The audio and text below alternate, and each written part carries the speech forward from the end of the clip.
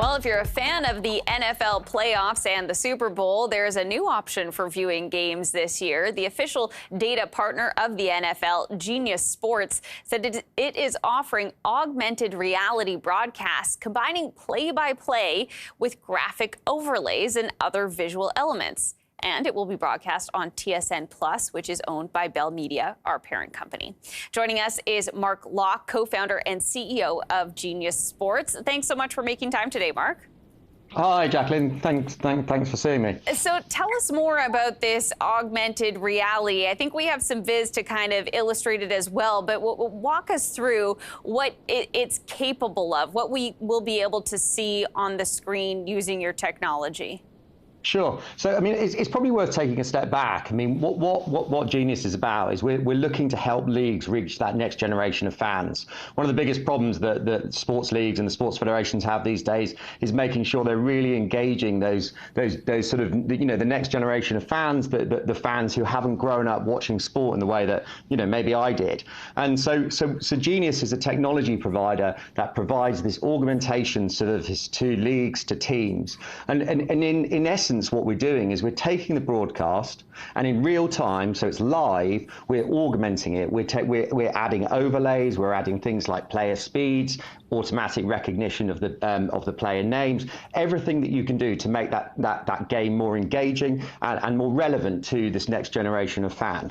So essentially, you don't need to be sitting beside your mom or your dad or whoever that knows the game so well that's walking you through what's going on. You could just be watching it on your own to see what's happening and what you should be focused on.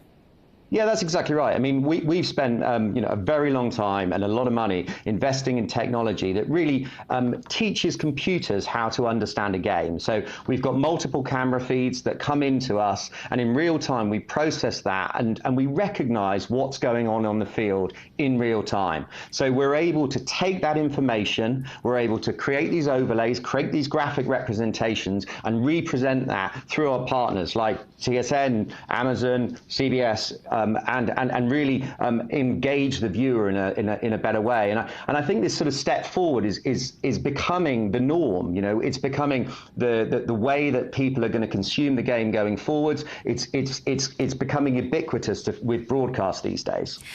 I'm sure that there isn't an easy answer to this, Mark, but how do you do that? How do you do it live? Because working in television and knowing how challenging graphics are to create and get out on the screen, it seems pretty incredible to be able to be reacting live and having those graphics supplementing what's happening.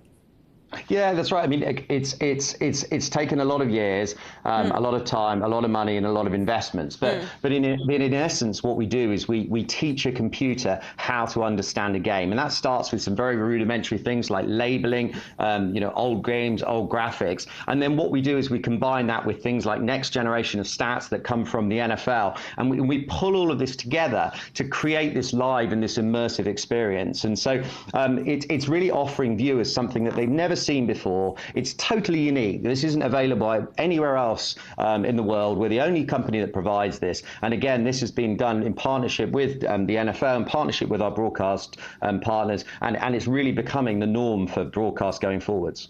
I wonder, can this technology extend beyond a television? Are you exploring other ways of delivering it? Because I'm thinking of, I know the smart glasses were a really popular, innovative idea, over the past couple of years. I'm not really sure where things are headed for them. But if I was at a game, it would be pretty neat to put on a pair of glasses, perhaps, and be able to see that going on as well.